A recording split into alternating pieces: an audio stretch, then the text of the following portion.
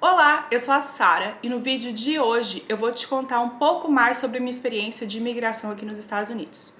Especialmente sobre o que eu fiz enquanto eu estava esperando a minha permissão de trabalho, a minha Work Permit. Bom, e aí eu vou contar para vocês um pouco de como funciona o processo de imigração aqui nos Estados Unidos.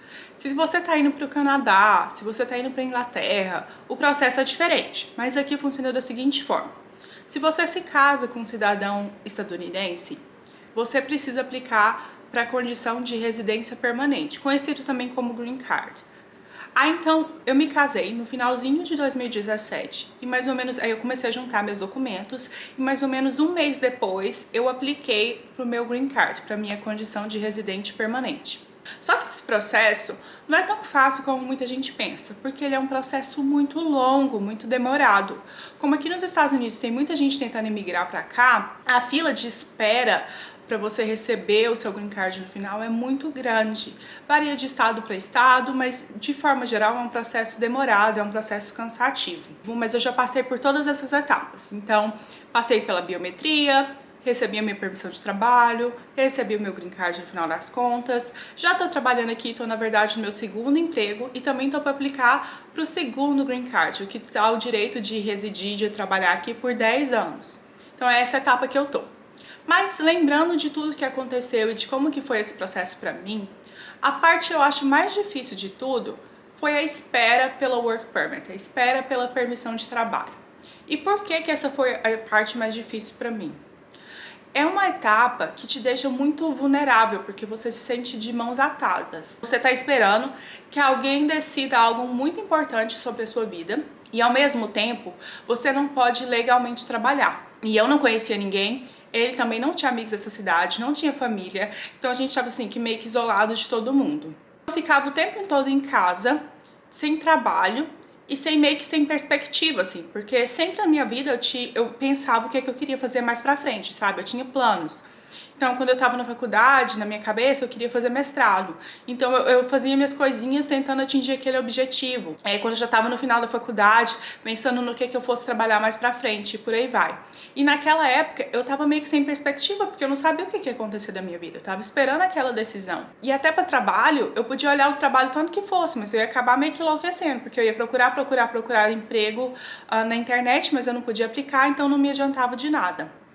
Também foi uma etapa muito difícil, assim, socialmente, porque eu acho que eu fiquei mais em casa do que agora na quarentena. Porque agora eu trabalho no hospital, então eu tenho que ir pro hospital todos os dias. Tenho que trabalhar todos os dias, eu vejo gente diferente todos os dias. Naquela época, não. Naquela época eu conversava basicamente com meu marido, não conhecia mais ninguém, então, tipo assim, até a pessoa que me atendia no supermercado, pra mim era o meu maior momento social, sabe? E aí a questão de ficar sem trabalhar também pesava muito, porque eu não tinha um dinheiro meu, que eu precisava conversar com meu esposo e falar que precisava daquilo, tal, e eu não estava acostumada com aquilo.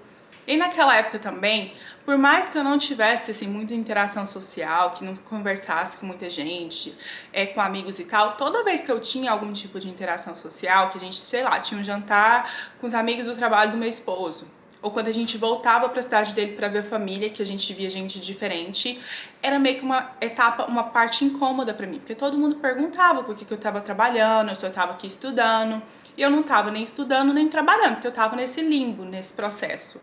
E aí, num desses jantares com a família do meu esposo, tipo, com amigos da família, que eu recebi uma sugestão muito bacana, que fez toda a diferença pra mim naquela época. Uma mulher que era amiga antiga da família, conversando comigo, perguntou se eu tava aqui estudando, se eu tava aqui trabalhando, aquela história, sabe, que todo mundo perguntava.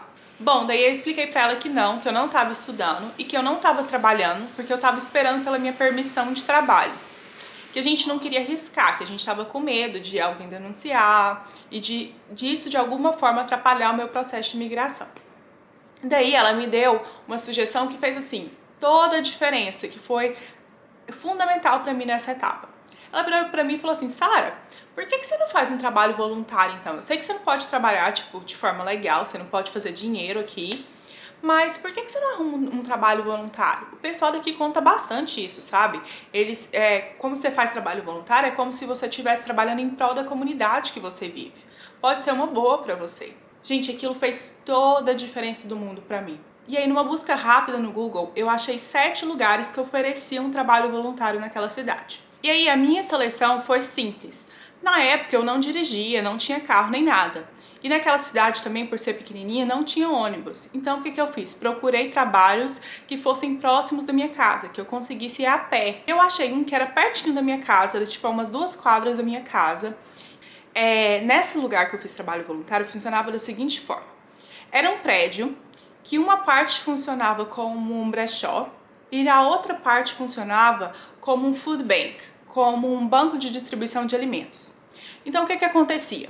O pessoal da cidade doava, era tipo um Goodwill, doava roupas, acessórios, brinquedos, móveis de casa para essa loja que se chamava Traded Treasures. E tinha uma parte da loja, então a gente fazia as vendas dessa parte.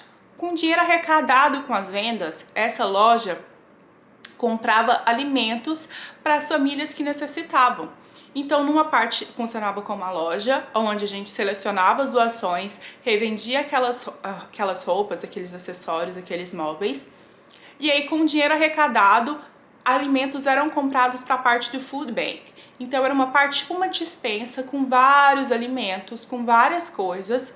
E aí, toda semana, um grupo de mais ou menos umas 200 pessoas iam nesse food bank pegar uma sacola de alimentos, que era o que ajudava eles durante a semana, durante o mês, enfim. E aí eu resolvi aplicar para esse trabalho voluntário. Eu fui lá, bati na porta, perguntei se tinha vaga. Eu acho que eu cheguei a levar um currículo, assim, eu não lembro se eles olharam ou não. Aí ela gostou bastante de mim. Falou que sim, que eles tinham vagas para voluntários, que eles estavam precisando, mas que na verdade eles não estavam precisando de voluntários para a parte do food bank, mas eles precisavam de gente para a parte da loja, para selecionar as doações, para organizar o estoque e para ajudar na parte das vendas. Então na hora eu topei, porque eu vi ali uma oportunidade. Trabalho voluntário é muito valorizado aqui nos Estados Unidos, porque eles realmente consideram que você está trabalhando em prol da comunidade que você vive. Além disso, eu vi ali uma oportunidade de melhorar o meu inglês, de gastar o meu inglês. Por quê? Eu estava falando com gente diferentes, que vinham de lugares diferentes, com idades diferentes, então foi uma etapa que foi muito boa para eu desenvolver, para eu realmente gastar o meu inglês. Além disso, aquilo me ocupava um pouco. E ali, quando eu fui fazer aquele serviço voluntário, eu resolvi fazer 3 vezes por semana. Então aquilo me ocupava um pouco, me trazia uma energia, era bom pra mim, assim, psicologicamente, tá ocupada, tá em contato com outras pessoas, tá trabalhando. Por mais que eu não estivesse recebendo dinheiro, era um trabalho, eu tinha uma certa rotina e aquilo me fazia bem. Então eu acho que quando você trabalha de forma voluntária aqui, isso é muito bacana para o seu currículo, porque é uma experiência a mais que você vai colocar no seu currículo e você também consegue fazer contatos, o famoso networking daqui, com pessoas daqui. E aí essas pessoas você pode usar elas como referências quando você realmente puder trabalhar de fazer dinheiro mesmo. Então eu acho uma coisa muito boa.